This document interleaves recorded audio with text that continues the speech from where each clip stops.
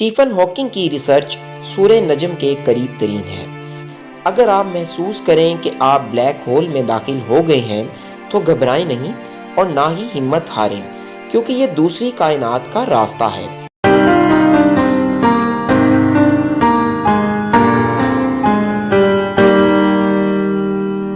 After watching the video, subscribe our channel, like and share the video. If you have any request, tell us in the comment section.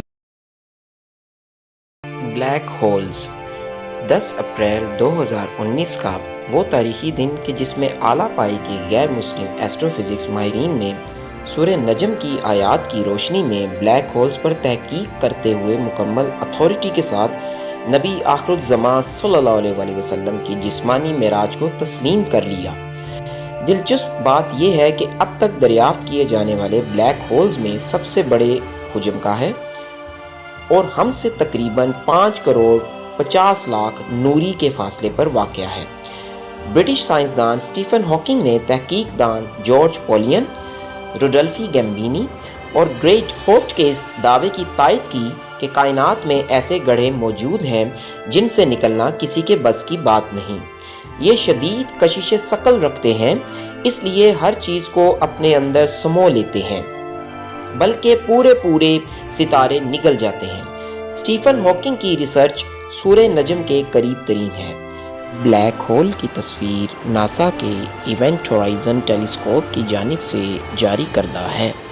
ان کا مشہور زمانہ قول ہے، اگر آپ محسوس کریں کہ آپ بلیک ہول میں داخل ہو گئے ہیں تو گھبرائیں نہیں اور نہ ہی ہمت ہاریں، کیونکہ یہ دوسری کائنات کا راستہ ہے، مگر شاید پھر آپ ہماری کائنات میں واپس نہیں آ سکتے، حتیٰ کہ آپ کے پاس بہت پاور موجود ہو جو بلیک ہول کی کشش کو مات دے سکے۔ حیرانی کی بات یہ ہے کہ بلیک ہولز کی ساخت قرآن میں مذکورہ لوٹ ٹری بیری کے درخت کے مشابہ ہے، جس کا تنا باریک اور شاخیں پھیلی ہوئی ہیں۔ یہ خلا کا سب سے تاریک حصہ ہے۔ اس حقیقت کی تصدیق جان مشل نے 1784 میں ہی کر دی تھی کہ پراسرار کائنات میں کچھ ستارے ایسے ہیں جو کہ روشنی کے بجائے تاریکی پھیلانے کے شوقین ہیں۔ سبھی جانتے ہیں کہ روشنی سیدھا سفر کرتی ہے، مگر جب وہ بلیک ہول تک پہنچتی ہے تو شدید گریوٹی کی وجہ سے اوپر یا نیچے سے گزر جاتی ہے، حتیٰ کہ نظر کو بھی منعکس کر دیتی ہے۔ کلیئر فورسٹیریر نے اپنے بے باک تجزیے میں برملا کہا کہ قرآن مجید میں سورہ نجم میں بلیک ہولز کے بارے میں جو کچھ بتایا گیا ہے اسے پڑھ کر ایک سرد لہر دوڑ جاتی ہے۔ علاوہ ازیں سائنسدان مانتے ہیں کہ تیز رفتار سواری اسپیس شپ کا تصور بھی براق سے ہی ابھرا ہوگا۔ روایات کے مطابق جبرائیل علیہ السلام نے آپ صلی اللہ علیہ وسلم کو براق پر سوار کیا۔ براق برق سے ماخوذ ہے، جس کے معنی ہیں بجلی۔ سن لیبارٹری میں تحقیق کرنے والے سائنسدانوں نے 2011 میں اعلان کر دیا تھا کہ تجربات سے ثابت ہو گیا ہے کہ نیوٹرینو کی رفتار روشنی سے بھی زیادہ ہے، یعنی جوں ایسٹرو فزکس کے میدان میں ٹیکنالوجی اپنے پنجے گاڑ رہی ہے، واقع معراج کی حقانیت روز روشن کی مانند عیاں ہوتی جا رہی ہے۔ لیکن چند معترضین اس پوائنٹ پر بحث کرتے دکھائی دیتے ہیں کہ ایسا کیوں کر ممکن ہو سکتا ہے کہ کروڑوں سال کی مسافت طے کرنے کے بعد واپسی پر بستر بھی گرم ہو اور تالا بھی ہل رہا ہو۔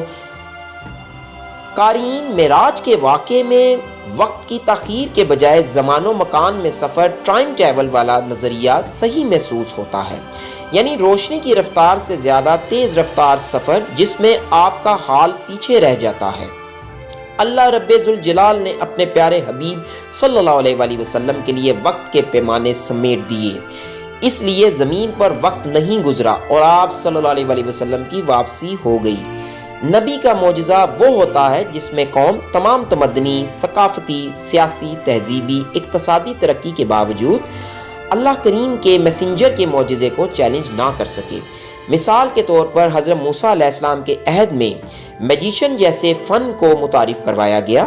فرعون کے دربار میں منعقد کردہ میجک شو میں تمام نامی گرامی جادوگروں کو حضرت موسیٰ علیہ السلام کے معجزہ عصا کے مد مقابل لایا گیا، مگر قدرت الہیہ کے مظہر کے طور پر عصا طاقتور اژدہا بن گیا اور شعبدہ بازوں کی رسیوں کو نگلنے لگا۔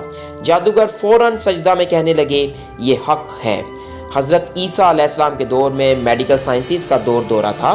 آپ علیہ السلام باذن اللہ مردوں کو زندہ کر دیتے اور مادر ذات اندھوں کو بینائی عطا کر دیتے، کوڑیوں کو ٹھیک کر دیتے۔ اس دور کے یونانی اتباع آپ جیسا معجزہ لانے سے عاجز ہی رہی۔ عرب کے حالات اس طرح سے تھے کہ وہ اندھی تقلید کے قائل تھے، بت پرستی کے باعث کہانوں کی باتوں پر یقین رکھتے تھے۔ سفر معراج نے انہیں کائنات کی تخلیق کی جانب غور و فکر کا درس دیا۔